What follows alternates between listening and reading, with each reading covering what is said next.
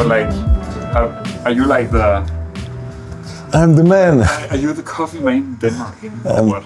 I'm one of the coffee men in Denmark. Okay. Like one of the.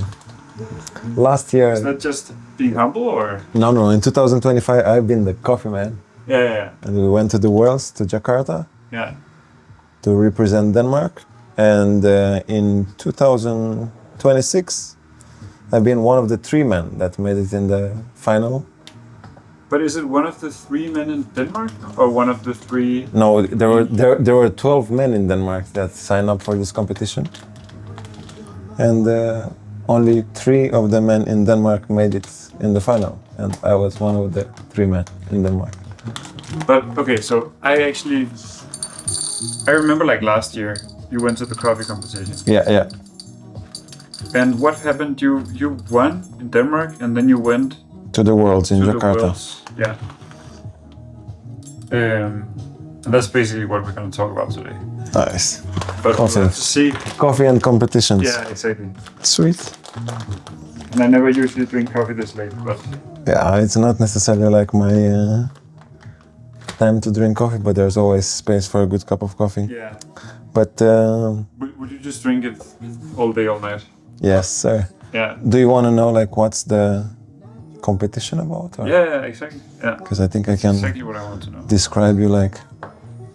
Because there are different ways of making coffee, right? There is different ways of making coffee. What did you just do there? I just sprayed some water. Because some water? Yes. What does that do? There is electrostatic like energy like in the beans and in the grinder, and there's a layer that's called chaff. Yeah. And when you grind the coffee, like the chaff like floats on top, and it's actually quite messy. Yeah. And in order to keep it less messy, sometimes it helps like to spray it. This is called RDT. Right. Technique. Is it like, because I don't really know much about coffee. I usually just drink shitty instant coffee at home, right? Yeah.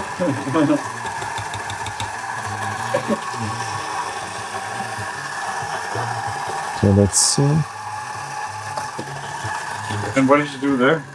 I like when you pour like the coffee in when you spray the beans.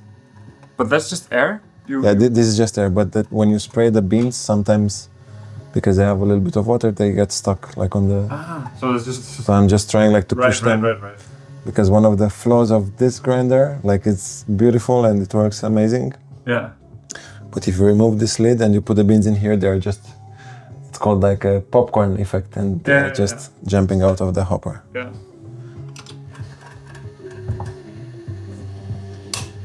Okay, so now they went into the grinder. It went into the grinder. And you can see like the little white stuff is not so much actually. No, I can just barely see it. But you're gonna see it more here. Yeah. So we take you to the beginning. We have the kettle with the water. Mm-hmm. You can select the temperature that you want to use. Mm-hmm. And this varies for different reasons, from like the degree of roast, like if the beans are lighter or darker, or if you're brewing more coffee or less coffee, if you want to extract more or less, or you basically taste, and then like you adjust like a lot of parameters. Right. Ideally one at a time, so you know exactly like what you're changing. So it's very much like about balancing and like chemistry. Yeah. But wait, because we forgot to fill up this guy with water.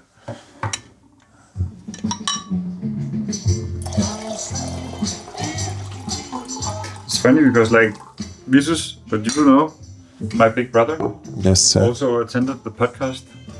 He was also in the podcast. Yeah, he was there twice, I think. Twice, okay, cool. He's like a big wine nerd, and I feel like this is almost like this whole ritual right here. It is? Is like a little cantina. Like a little wine cantina at home. This is the little, It's like you are the coffee master, but also the cellar master. Yeah, you are a little bit of everything like at home. Yeah. But actually, like if you go like to visit like the origin and like see the real cantina, like you realize that you are just a wine shop. I don't even know like. Yeah. Because it's like a whole. And there's a lot whole more thing. like happening like behind the scenes. Yeah. So Like, talk a little bit more about the competition. the Was it competition. different from last year? It was different actually because it was way more difficult this year Okay. than last year. Like there were more competitors. There was more competition, both like in terms of like number of competitors and like the amount of like coffees and the quality of coffee that people used, and like looking at the back to last year, like in the world stage and the way that the competition was, Yeah. almost felt a little bit like on the world level, like this year the competition in Denmark, Really? because a lot of people like used very expensive coffees that people usually use like when they're going to the world competition and they really want to score well, and like amazing coffees that they're using, but it doesn't guarantee actually like if you're using like a very expensive coffee that it tastes absolutely amazing, or that it's gonna, I don't know, like score well in the competition. So it's a lot of other factors that you can control. And is it getting more popular in Denmark? I think like maybe from year to year, because Yeah. back in the days like you would find like what's it called, space like to sign up for a competition for a few days, and now it's sold out in a couple of minutes when the tickets are released. So Okay. Yeah. I guess the popularity increased. So you just poured water through the filter. Yes, like you do this. I would say that maybe nowadays it's a little different.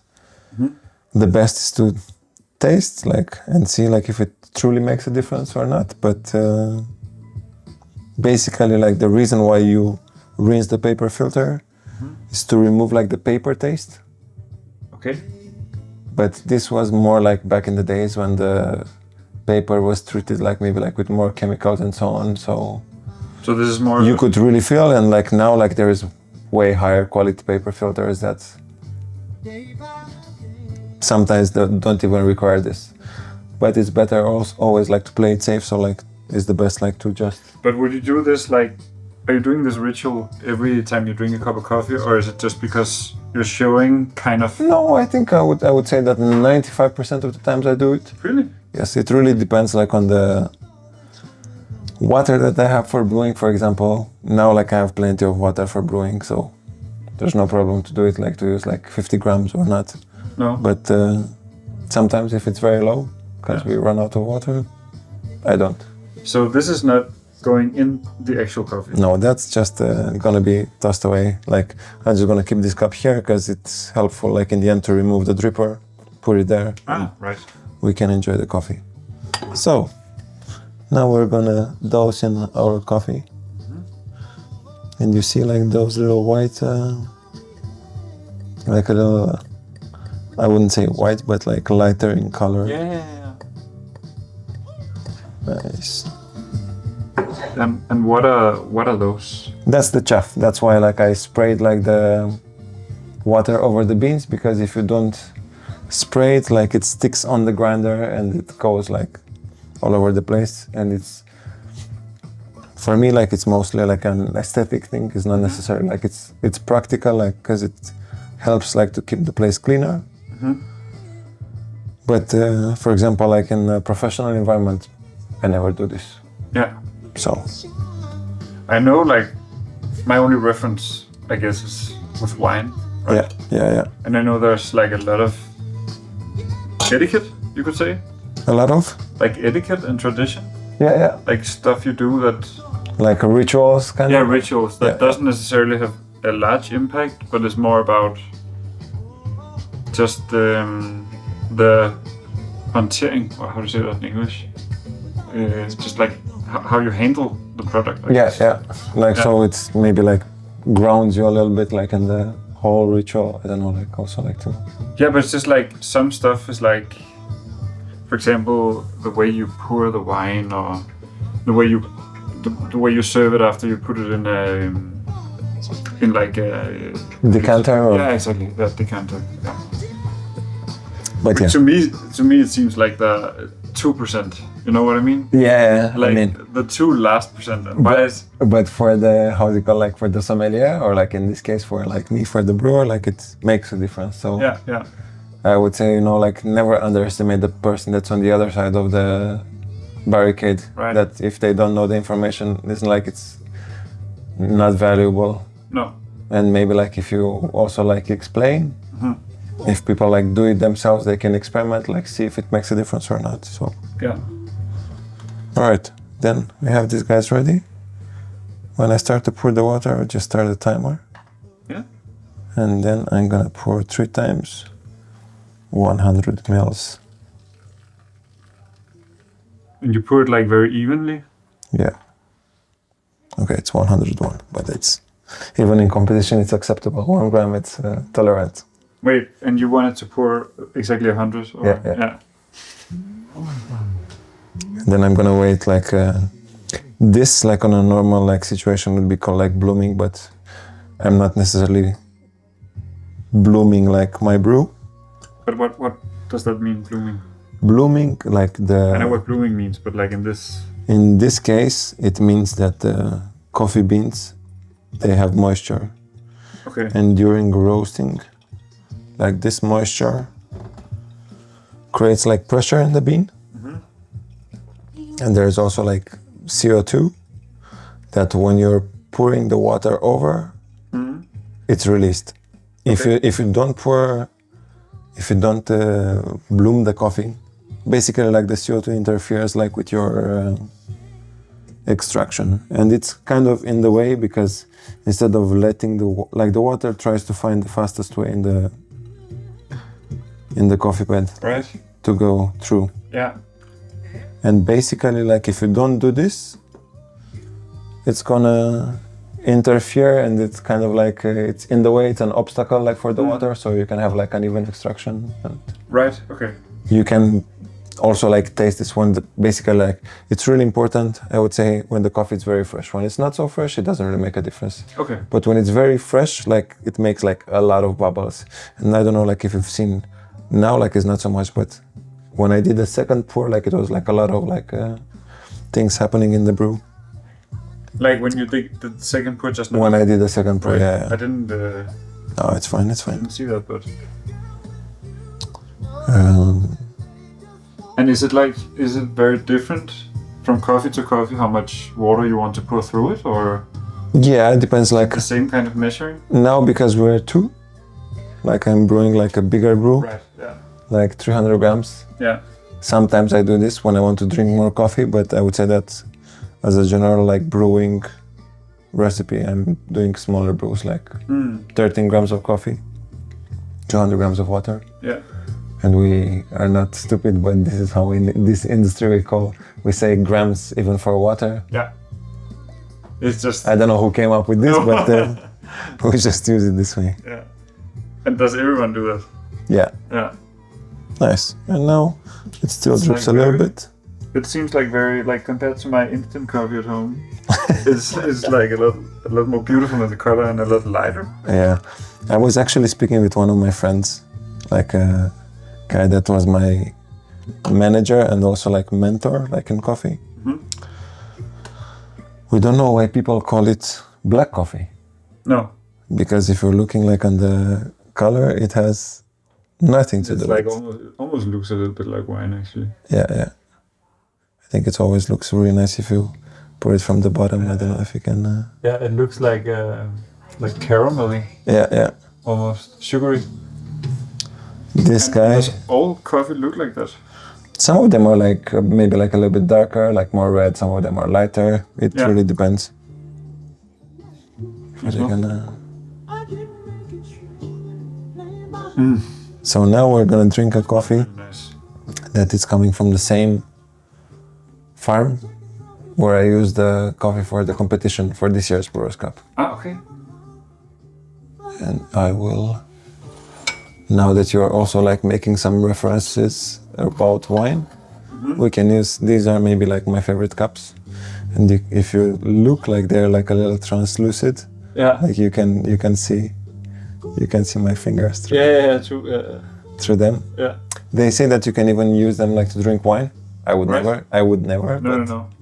But they have the same. They're pretty cool. Yeah, like it's I think Australian or New Zealand brand. Yeah. Collaboration with a Japanese brand that is doing ceramics, and yeah, I like them quite a lot. There's also like a little bit. I feel like generally, but I don't know if that's just Polo. But I feel like there is a kind of Japanese vibe around. Vibe in the coffee? Yeah, I think so. It can. But do you think that's mainly because of Polo? No, I think like it's a vibe in the industry, and people are like quite fascinated about it, like the rituals as well, and. Yeah. I'm just gonna put the camera. There we go. And now I think probably we'll just use this, like right here. Yeah. This is fine. It's good. Yeah. And then I'll just turn down the music a little bit. Oh, what did I just do? I think it's on the left side, like if you. No, like on top, like on top. On top? Yeah, just here.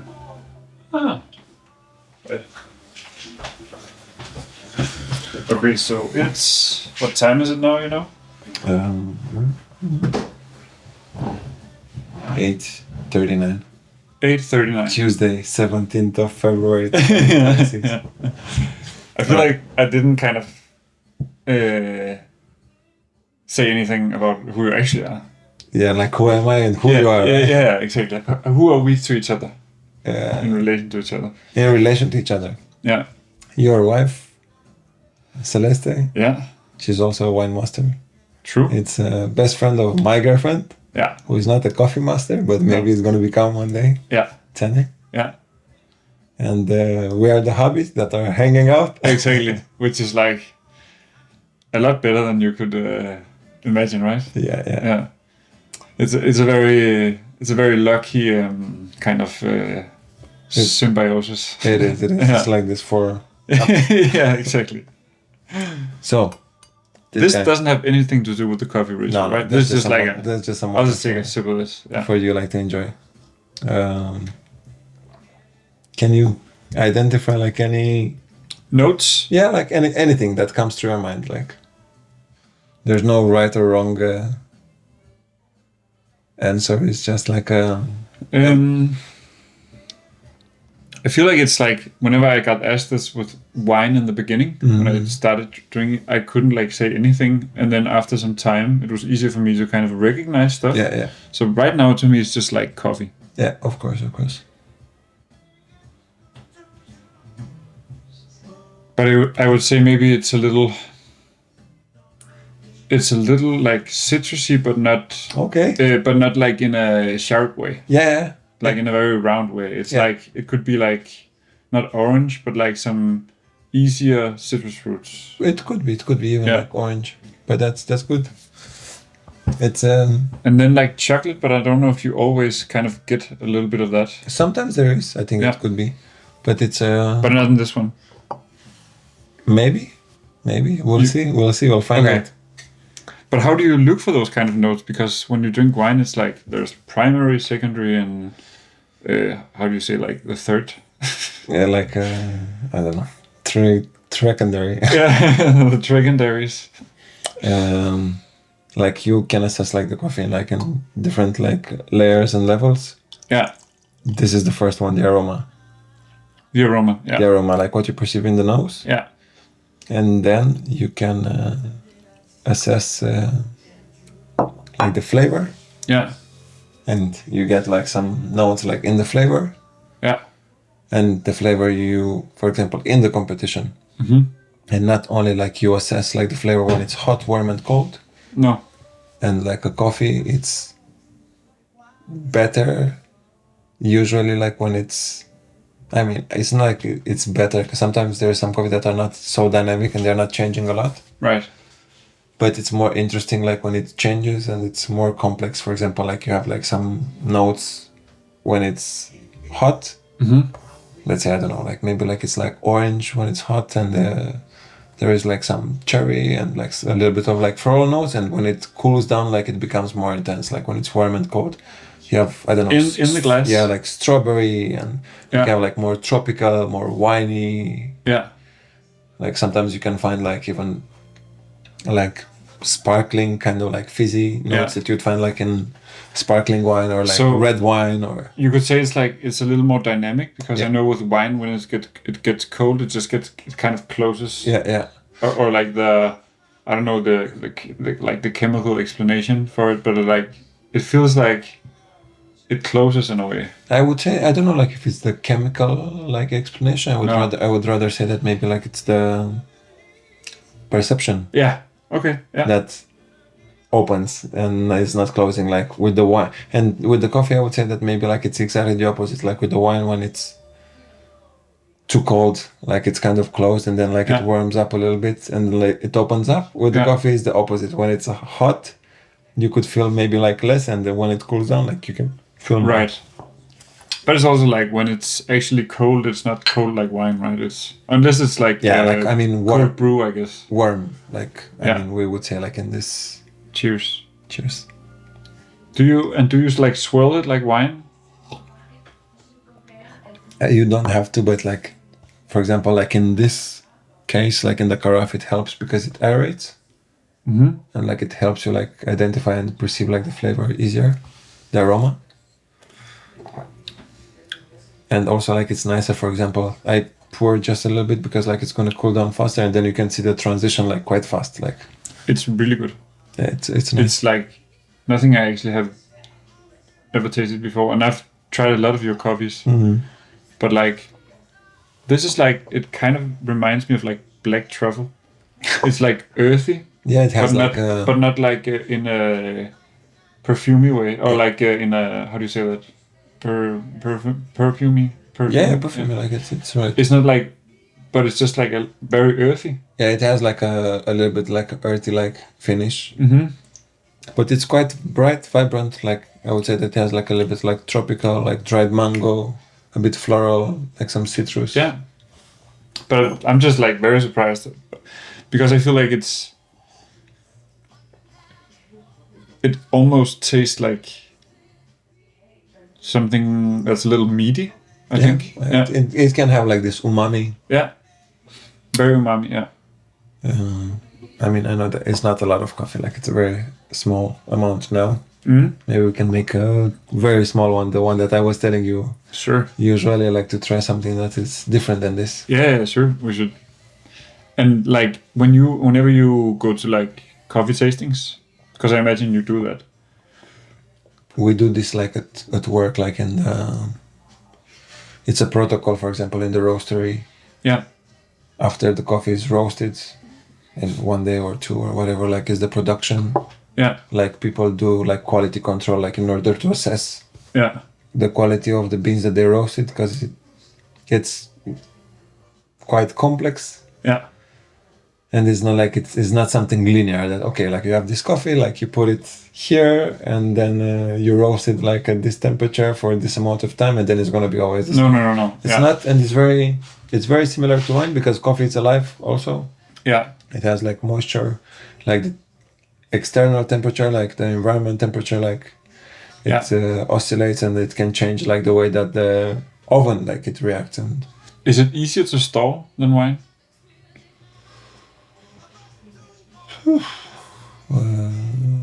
I would say so. That's not actually what I meant. I meant, is it easier to like control in the earth than wine?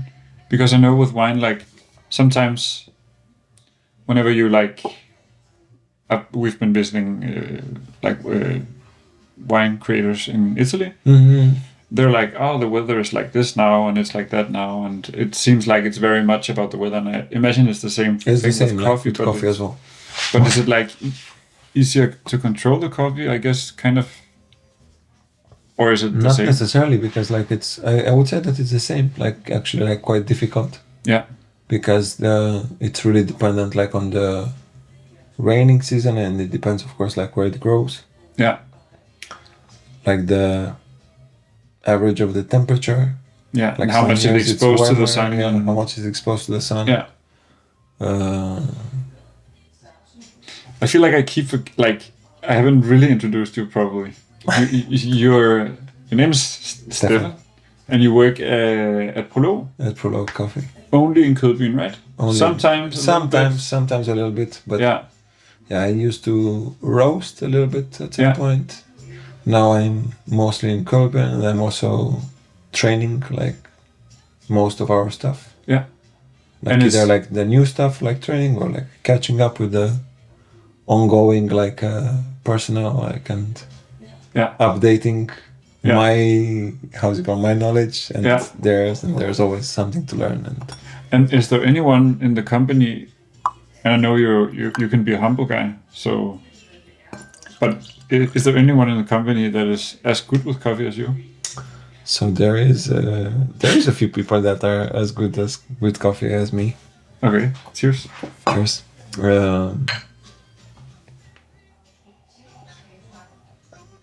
I think there's people that are good in different way, but like in this aspect of competition, like there was one like one of the founders of the company, like Jonas. He competed in barista like a few times, and he won twice in Denmark. I think Okay, in 2018 and 19.